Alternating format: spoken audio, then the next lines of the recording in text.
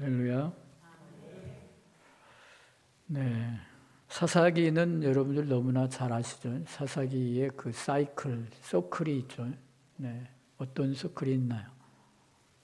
범죄와 또 하나님의 징계와 또 그 다음에 울부짖음과 또 하나님의 회복이 있죠. 자, 이 이스라엘 백성들이 천신만고 끝에 가나안 땅, 그 약속의 땅 가나안 땅에 들어갔습니다. 그런데 그들이 그 가나안 땅에 들어가고 나서는 광야 생활에서는 경험해 보지 못했던 전혀 다른 환경에 놓이게 되는 것이죠. 이스라엘 백성들은 하나님이 세우신 모세 그리고 여호수아의 인도 따라서 그런 척박한 광야를 지나왔습니다.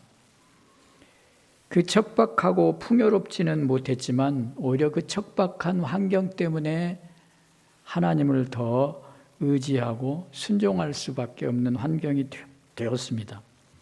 여리고성 또 아이성 전투를 통해서 하나님의 명령을 따라 순종하는 삶이 어떤 것인가, 그것이 자신들의 삶을 어떻게 건강하게 바치는 열쇠인가를 몸소 체험하게 된 것입니다.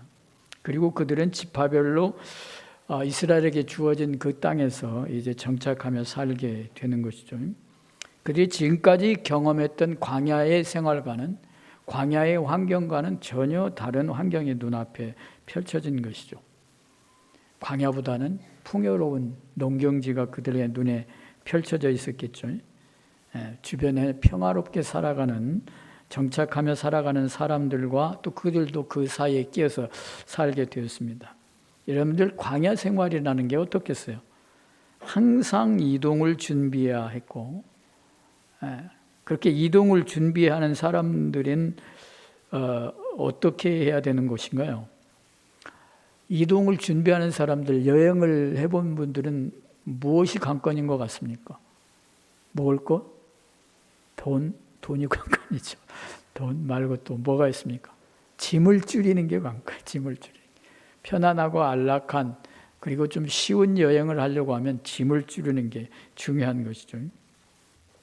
어쨌든 그들은 계속해서 이동을 준비하고 긴장했던 그런 삶과는 전혀 달리 이제 정착 생활이라고 하는 아주 그 안정감을 주는 환경을 맞게 된 것입니다. 그런데 이렇게 이스라엘 백성들이 가나안 땅에서 늘 긴장하고 또 짐을 꾸리고 이동해야 하고 이런 준비하던 그런 삶에서 안정된 정착 단계, 풍요로운 환경, 이 환경은 인간적으로는 좋은 것이지만 또 위험이 도사리고 있었습니다. 환경이 가져다주는 이 안정감과 풍요로움은 우리 하나님을 따르는 백성들에게 있어서는 또 다른 위기가 된다고 하는 것을 우리가 생각을 해야 됩니다. 위기를 만날 수 있다고 하는 것을 우리가 주의해야 된다고 하는 것입니다. 오늘 본문이 들어가기 전에 1장을 주의 깊게 한번 우리가 읽어봐야 하는데요.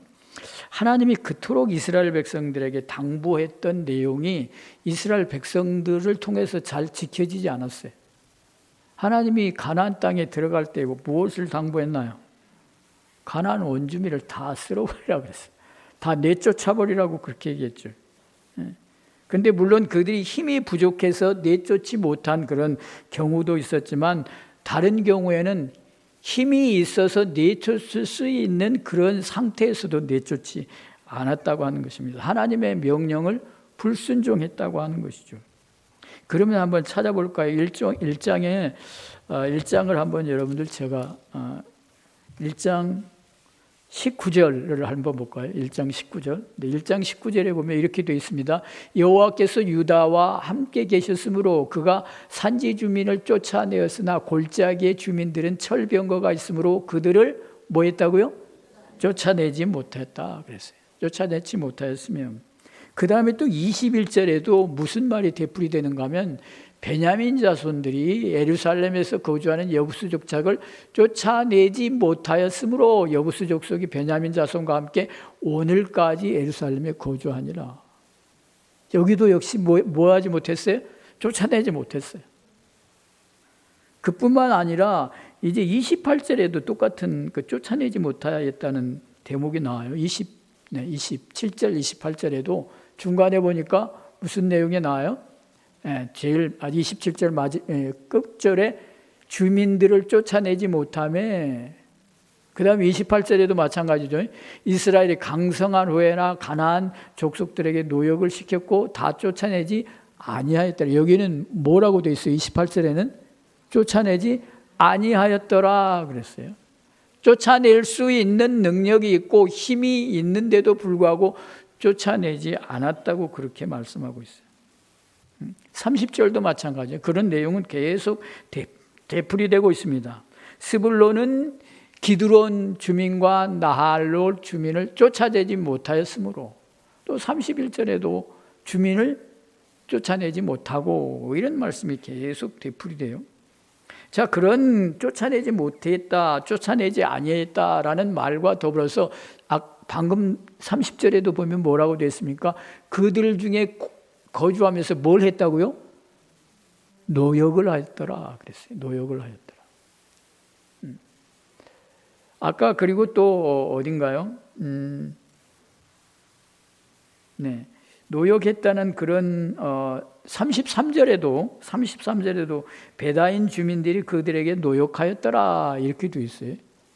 그러니까 이스라엘 백성들이 가나안에 정착하면서 그들 원주민들을 다 쫓아내고 정리할 수 있는 그런 여지가 있는데도 쫓아내지 아니한 이유가 뭡니까? 뭐 때문에? 노역 때문에 그랬어요. 노역 때문에. 자기 눈앞에 편리함과 이익 때문에 그들을 그냥 하나님의 명령을 따르지 않고 놔둔 것이에요. 왜? 값싸게 노동력을 쓰기 위해서. 돈 들이지 않고 노동력을 쓰기 위해서 그들을 그냥 내버려 뒀다는 것입니다. 그러니까 우리가 하나님의 명령을 들을 때 이것이 나의 이익과 맞부딪히는 그런 경우가 있어요. 그럴 때는 우리는 무엇을 선택해야 됩니까? 하나님의 명령을 선택해야 되죠. 대답 안 그런 것 같은데 대답을 별로 시원찮게 하죠. 하나님의 명령과 우리의 이익과 서로 부딪히고 상충되면 뭘 선택해야 됩니까? 하나님의 명령을 선택해야 되는 것이죠. 하나님의 명령을. 그런데 이 사람들은 하나님의 명령을 선택하지 않고 그냥 대가 없이 노동력을 부리기 위해서 그들을 그냥 남겨두었다는 것이에요. 그러니까 우리도 마찬가지예요. 우리도 그럴 수 있어요. 하나님이 분명히 우리들에게 금지하고 분명히 선명하게 우리들에게 명령하셨지만 그것을 따르는 것보다 우리의 이익을 선택하는 경우가 많이 있다는 것입니다. 바로 내 이익과 하나님의 명령이 부딪히면 당연히 우리는 하나님의 명령을 쫓아 그렇게 나가야 되는데 우리가 그렇지 못할 때가 많아요. 망설이고 갈등하고 결국에는 한 발 뒤로 물러서고 타협하고 하는 경우가 있다는 것입니다. 바로 이스라엘 백성들이 가나안 땅에 들어가서 그렇게 원주민들을 정리하지 못한 이유 가운데 하나가 무엇인가 하면 자신들 눈앞에 있는 이익 때문에 그렇게 했다고 하는 것을 우리가 생각할 수 있는 것이죠. 그래서 오늘 본문이 있기 전에 2장 1절부터 3절에는 뭐라고 말씀하는가 하면 그렇게 말씀합니다. 2장 1절부터 3절에 여호와의 사자가 길갈에서부터 보김으로 올라와 말하되 내가 너에게 애굽에서 올라오게 하여 내가 너희 조상에게 맹세한 땅으로 들어가게 하였으며 또 내가 이르기를 내가 너희와 함께한 언약을 영원히 어기지 아니하리니 너희는 이 땅 주민과 언약을 맺지 말며 그들의 제단들을 헐라하였거늘 너희가 내 목소리를 듣지 아니하였으니 어찌하여 그리하였느냐. 3절을 우리 같이 읽어볼까요? 그러므로 내가 또 말하기를 내가 그들을 너희 앞에서 쫓아내지 아니하리니 그들이 너희 옆구리에 가시가 될 것이며 그들의 신들이 너희에게 올무가 되리라 하였노라. 아멘. 하나님께서 그들에게 분명히 경고했는데 그 경고를 듣지 않고 그냥 눈앞에 있는 이익에 몰두하여 명령을 무시했던 그들에게 뭐라고 경고하셔요? 너희들의 옆구리의 가시가 될 것이다. 옆구리의 가시가 될 것이다. 우리에게 있는 가까이에 있는 편리함 때문에 그 죄의 요소를 단절하고 정리하지 못하면 그것이 우리의 가시가 될 수 있다고 하는 것을 우리들에게 말씀하고 있습니다. 하나님의 말씀을 무시하고 눈앞의 이익만 몰두해 살게 되다 보면 하나님의 백성이라고 하는 그런 정체성을 잃어버리게 되는 일들이 있다고 하는 것이죠. 그 당시 상황에 비춰보면 자신들의 선택이 아주 합리적이고 지혜로운 선택이라고 그렇게 생각할 수도 있어요. 그러나 그 하나님의 명령대로 하지 않는 것은 그것이 지름길이 될 수 없습니다. 오히려 멸망으로 가는, 수렁으로 가는 길이 된다고 하는 것입니다. 바로 이것은 우리가 하나님을 선택할 것인가 아니면 우상을 선택할 것인가 라고 하는 그런 질문과도 가까워요. 이스라엘 백성들은 하나님의 명령이 아니라 그러니까 뭘 선택한 것이 우상을 선택한 거나 다름이 없는 것입니다. 이것은 이미 예견되어 있어요. 방금 우리가 읽었던 것처럼 왜 그렇게 하지 않았느냐, 내 명령을 왜 듣지 않았느냐, 결국 그들이 남아서 너희들의 옆구리에 가시 역할을 하게 될 것이다 라고 그렇게 경고했던 것입니다. 그래서 그런 경고대로 이스라엘 백성들은 이제 어려움을 당하게 되는 것입니다. 그래서 하나님의 백성으로서는 도저히 용납할 수 없는, 상상할 수 없는 일들을 그들이 저지르게 되는 것이죠. 11절, 오늘 본문의 11절에 뭐라고 되어 있습니까? 이스라엘 자손이 여호와의 목전에 악을 행하여 무엇을 섬겼다고요? 바알을 섬겼답니다. 바알을. 악을 행할 뿐만 아니라 하나님의 눈앞에서 악을 행할 뿐만 아니라 하나님의 자녀로, 하나님의 백성으로서는 해서는 안 될, 어울리지 않는 바알을 섬기는 자리에 들어가게 됐다고 하는 것입니다. 놀라운 일이죠. 기가 막힌 일이 벌어진 것입니다. 다른 신을 섬긴 것입니다. 너희 앞에 쫓아내지 아니하리니 그들이 너희 옆구리에 가시가 될 것이요, 가시가 될 것이라고 경고했던 것처럼 그렇게 된 것입니다.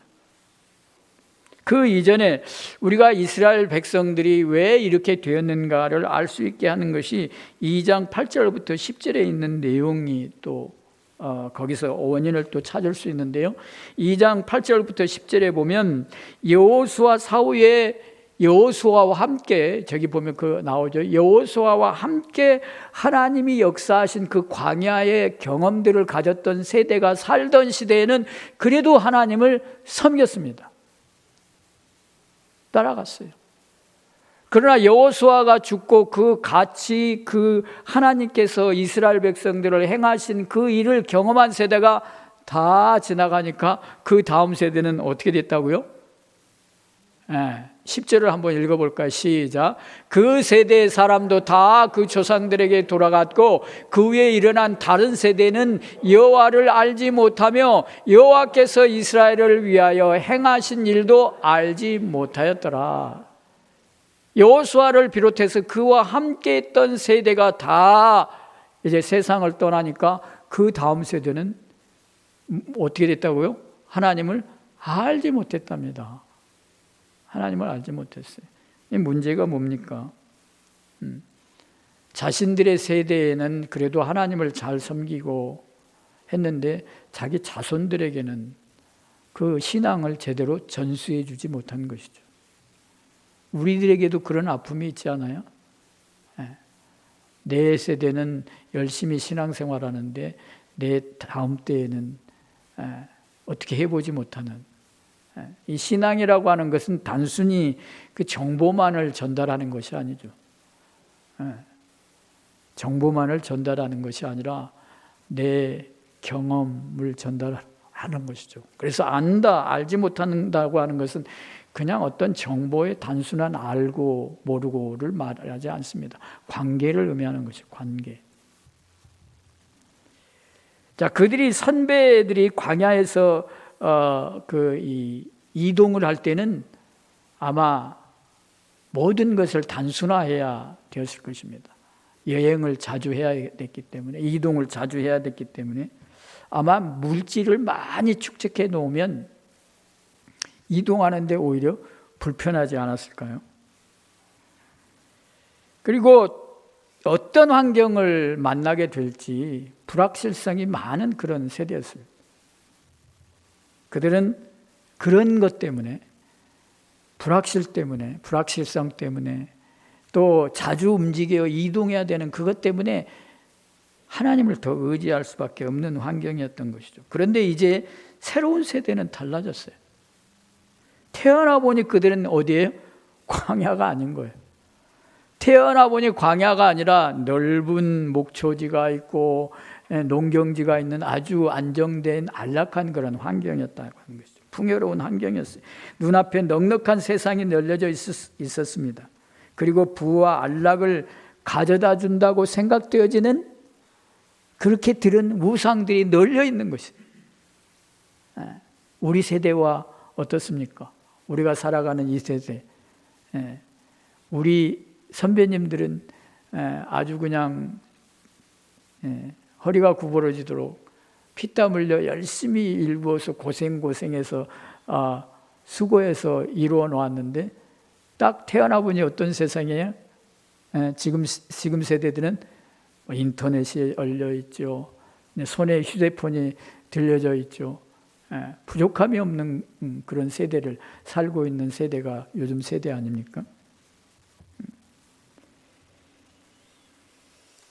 그런데 그들에게 있어서 이런 문제가 나타난 것은 이 신앙을 전수하지 못했다고 하는 것입니다. 이 신앙은 그냥 DNA로 그렇게 유전되는 것이 아니에요. 우리 다음 세대에 단순히 정보를 전달하는 것이 신앙이 아닙니다. 우리는 이 다음 세대에 우리의 신앙을 전수해야 되는 사명이 있는 것입니다. 여호수아 시대 때의 사람들은 그 사명을 제대로 감당하지 못했어요. 다음 세대의 신앙을 제대로 전달해 주지 못했던 것입니다. 그래서 그 다음 세대의 자녀들은 더 이상 하나님을 바라보지 않습니다. 매력적인 것이 세상에 많이 있기 때문에 오히려 하나님은 거추장스럽고 불편한 존재였습니다. 여러분, 하나님의 말씀이 매력적입니까? 세상이 매력적입니까? 세상이 매력적이잖아요. 세상이 매력적이다 못해 마력적이죠.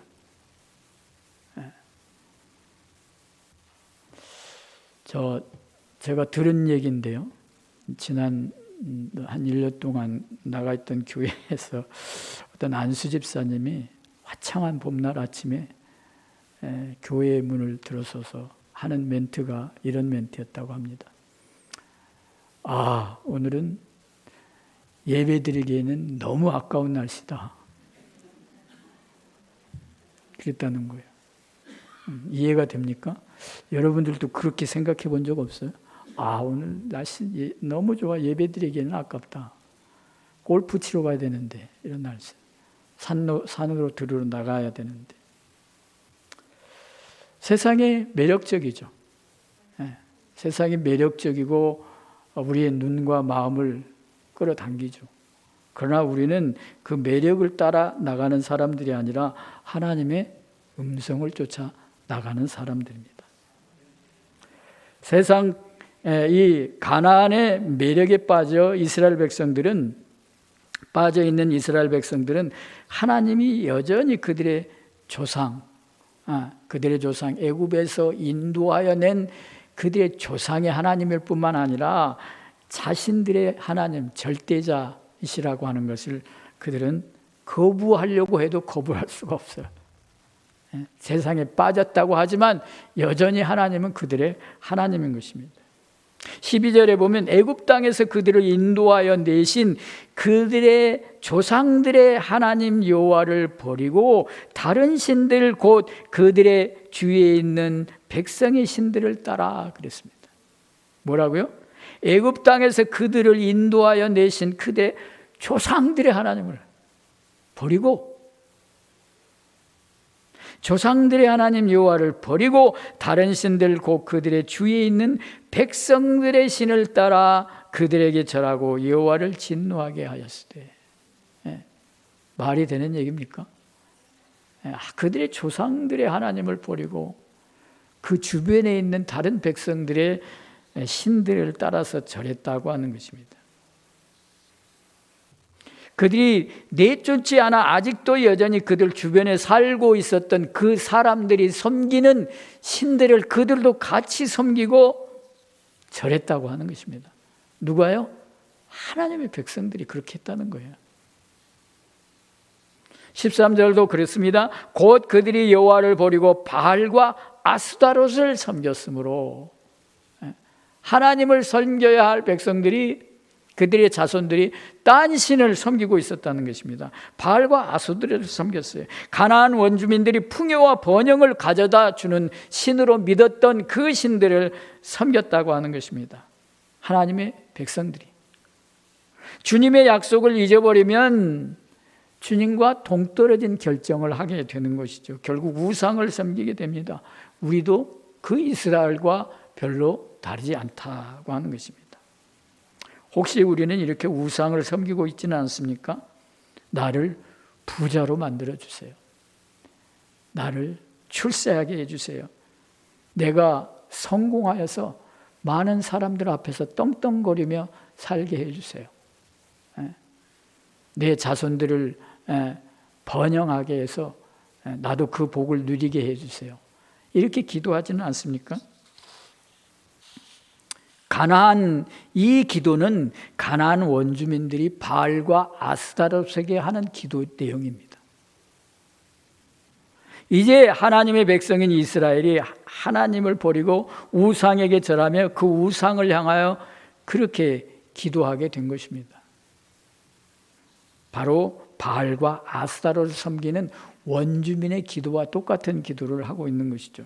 거룩함을 찾기를 게을리하면 종교 혼합주의에 빠지게 됩니다. 세상과 뒤섞여서 우리의 구별됨을 잃어버리게 되고 마는 것이죠. 하나님께서 우리를 세상과 구별해서 부르신 것은 그냥 다른 존재가 되라는 것뿐만 아니라 다르게 살라고 하는 것을 의미하는 것이죠.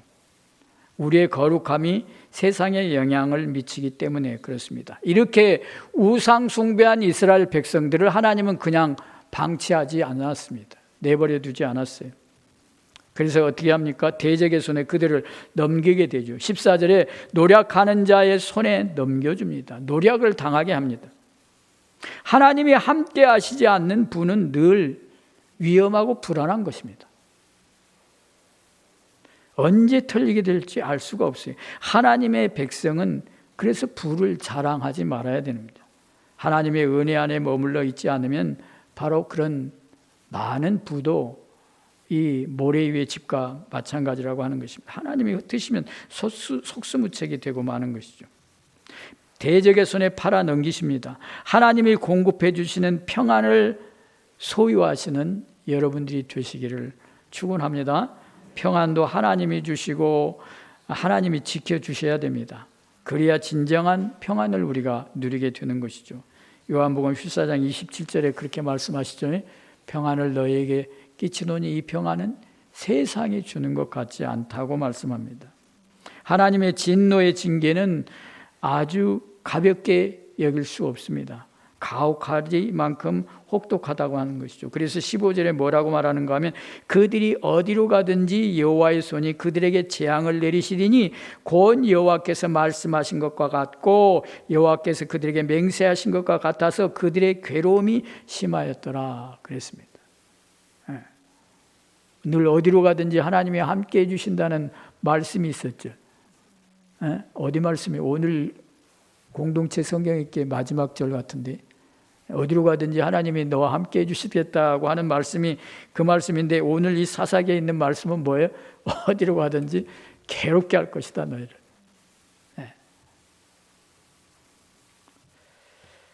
내가 하나님을 떠나 다른 거짓 신들에게 가더라도 하나님은 여전히 나를 그냥 봐주실 것이다. 이건 착각입니다. 엄청난 착각이에요. 그런데 하나님께서는 이런 이스라엘 백성들에게 또 지도자를 세워 자신의 백성들을 구원케 하십니다. 하나님이 당신의 백성들을 징계하고 고통 가운데 넣는 것은 그들을 저주하거나 멸망케 하기 위해서 그런 것이 아니죠. 결국 그 과정을 통해서 어떻게 하기 위한 것이 구원하시기 위한 것입니다. 여러분들 히브리서 12장 8절에 그렇게 말씀하고 있습니다. 징계는 다 받는 것이오늘 너에게 없으면 뭐라고요? 사생자요 참 아들이 아니니라. 그러니까 내가 하나님의 뜻대로 살지 않고 자꾸 딴 길로 가고 잘못된 길로 가는데도 아무런 일이 벌어지지 않으면 그 사람은 하나님의 자녀가 아닌 거예요. 그렇지 않아요? 내 마음대로 살고 내 욕심대로 내 뜻대로 하나님의 명령을 순종하지 않고 살아가는데 아무런 일도 벌어지지 않아요. 무슨 일도 있지 않아요. 평안해요. 그 사람이 하나님의 자녀인가요? 그걸 감사하게 여겨야 되나요? 히브리서 12장 8절에 보면 사생자나 마찬가지라는 아들이 아니라는 거예요. 사사기 2장 14절의 내용만 보면 그것은 저주이고 그 결과가 멸망인 것 같습니다. 그러나 그 채찍은 그 백성을 구원으로 이끄시기 위한 하나님의 사랑의 한 방편이라고 하는 것이죠. 그들을 돌이키게 하기 위한 것입니다. 부모가 자녀를 징계하는 것과 마찬가지죠. 16절에 여호와께서 사사들을 세우사 노략자의 손에서 그들을 구원하게 하셨으니 하나님은 사사라는 지도자들을 세워서 그들을 대적의 손에서 구원하십니다. 고통 가운데서 그들을 구원해 내세요. 그런데 오늘 말씀해 보면 뭐라 그래요? 그들을 세웠는데도 그들이 그 죄악으로 나가는 관성 때문에 빨리 돌이키지 않는다고 말씀하죠. 사사가 살아있는 동안에 거듭해서 하나님은 그들에게 고통에서 건져내 주십니다. 근데 왜 그들을 건져내 주십니까? 오늘 본문에서만 보면 그들이 회개해서 건져내 주신 것이 아니에요.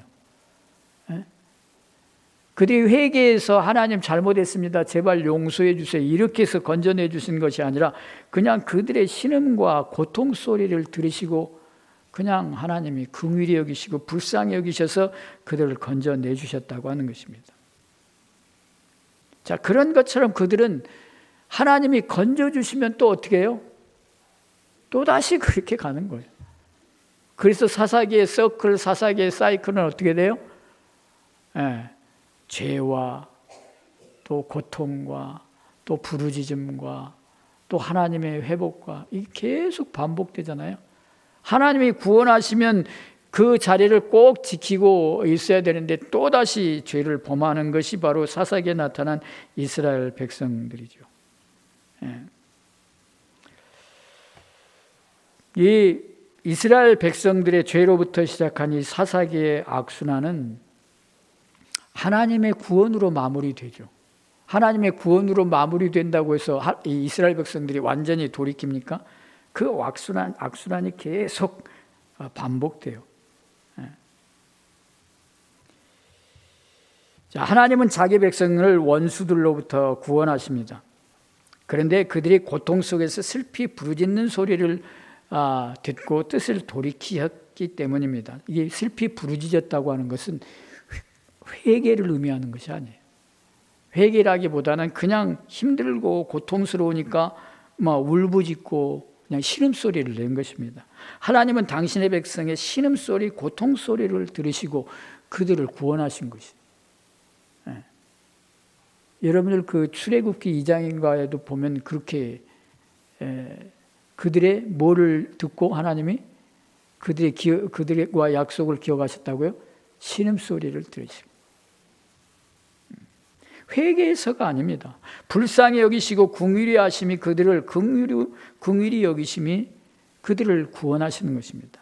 하나님의 크신 사랑이 그들을 구원하십니다. 하나님은 자신의 백성의 고통을 불쌍히 여겨서 그들에게 구원할 사사를 보내십니다. 그러니까 이것은 이스라엘 백성들이 구원 얻을 만한 자격이 조금도 없지만은 하나님이 그들을 불쌍히 여기시고 그 구렁텅이에서 건져내시는 것입니다.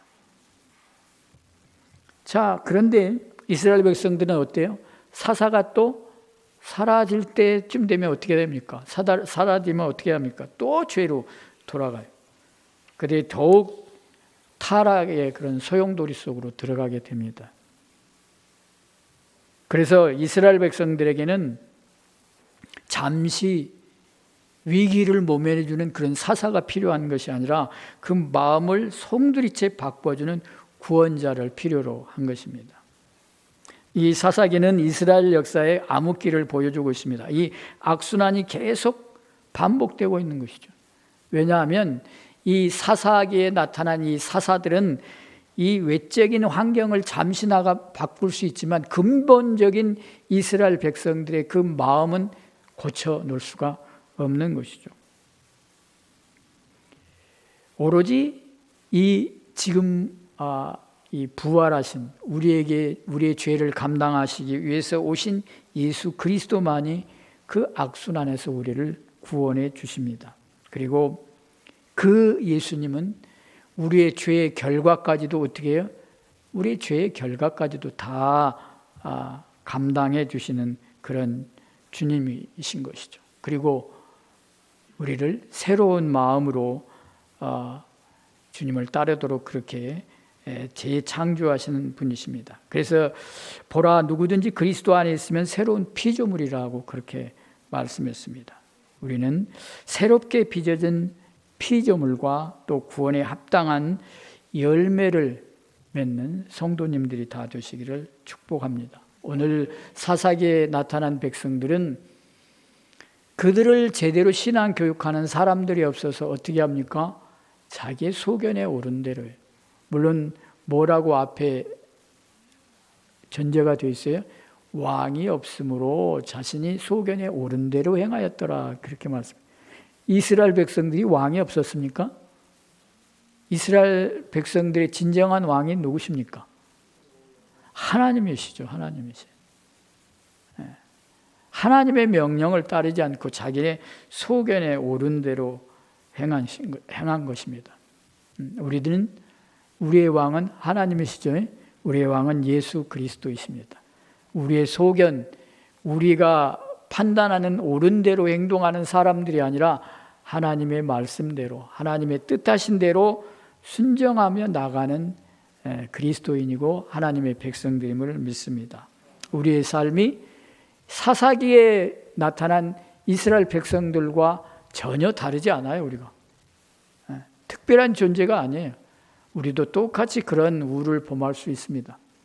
그러나 우리가 예수 그리스도의 말씀, 그분을 쫓아 나갈 때 그 음성에 귀 기울여 듣고 내 소견과 내 판단과 내 경험들을 내려놓고 나갈 때 우리는 하나님이 기뻐하시는 삶을 살 수 있고 그 악순환의 고리를 끊어낼 수 있다고 하는 것입니다. 여러분들의 삶 속에서 하나님의 뜻을 온전히 순종하며 나가 열매 맺는 복된 삶을 사시기를 예수님의 이름으로 축복합니다. 오늘 우리들에게 나의 욕심과 나의 눈에 보이는 모든 것을 내려놓고 주님의 음성에 귀 기울이며 그 뜻대로 잘 따라 나가는 우리가 되게 해 주옵소서. 하나님의 명령이 내게 주어지면 그 명령대로 쫓아 살게 하시고 또 내 욕심, 눈앞에 보이는 이익에 현혹되지 않고 갈등을 겪지 않고 순종하며 나가게 해 주옵소서. 그렇게 함께 기도하시겠습니다. 우리 함께